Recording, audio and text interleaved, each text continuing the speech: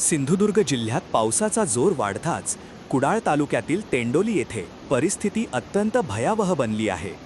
येथील उज्ज्वला नदीच्या पाण्याच्या पातळीत मोठी वाढ झाली असून पुराचे पाणी पुलावरून वाहू लागल्याने तांबाडगेवाडीचा मुख्य संपर्क आता पूर्णपणे तुटला आहे। नदीच्या वेगवान प्रवाहात झाडांची मोठी ओंडकी आणि कचरा वाहून येत असल्याने पाण्याचा निचरा होण्यास प्रचंड अडथळा निर्माण झाला असून येथील 25 ते 30 कुटुंबांचे जीवन अक्षरशः टांगणीला लागले आहे। दरवर्षीप्रमाणे यंदाही या वाडीतील ग्रामस्थांना मरण यातना सोसाव्या लागत असल्याने स्थानिक लोकप्रतिनिधी आणि प्रशासनाच्या निष्क्रियतेविरोधात नागरिकांमधून तीव्र संताप व्यक्त होत आहे। स्थानिक ग्रामस्थांनी दिलेल्या माहितीनुसार तांबाडगेवाडीला जोडणारा येथील एकमेव लोखंडी पूल आता अत्यंत जुना आणि जीर्ण झाला आहे। या पुलाची उंची खूपच कमी असल्याने थोडा जरी पाऊस झाला तरी नदीचे पाणी पुलावरून वाहू लागते आणि संपूर्ण वाडीची कोंडी होते।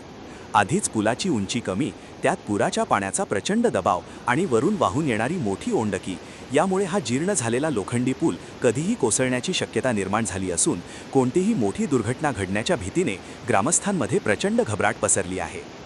दरवर्षी पावसाळ्यात उद्भवणाऱ्या या गंभीर समस्येवर प्रशासनाने कायमस्वरूपी तोडगा काढावा आणि पुलाची उंची वाढवून नवीन पूल बांधावा अशी मागणी ग्रामस्थांकडून सातत्याने केली जात आहे। मात्र याकडे सातत्याने दुर्लक्ष होत असल्याने आता नागरिकांचा संयम सुटत चालला आहे।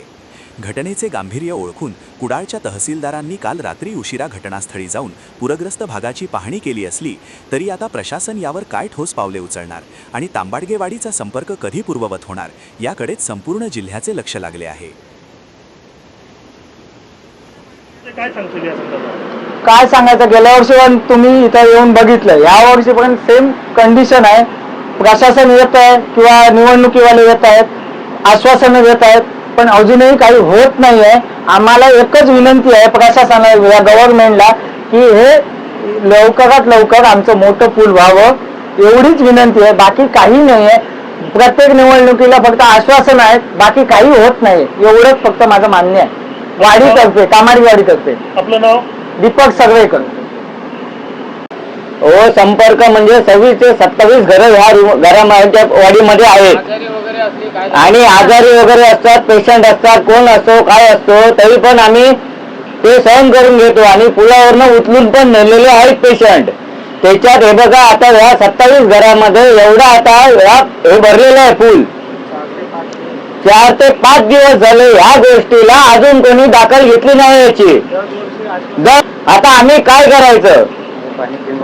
आणि पाणी पूर्ण पिंगोळीपासून गोळेपर्यंत पूर्ण पाणी हाच नदीला येतो। आता आम्ही काय करायचं सांगा, तुम्हीच सांगा। आणि दरवर्षी हेच चालू असतो। आपलं नाव? माझं नाव रमेश सर्वेकर। नक्की फुलं 5 वर्ष असंच चालता। ह्या फुलाची उंची कमी असल्यामुळे आणि फायब असल्यामुळे ह्या पाणी कमता, पाणी तुंबता आणि पाणी राहतं। पाणी मुशी कमलं का मुशीला खुल्लं करताना तेव्हा होताला ना। तुमचं नाव? मग सर्वेकर।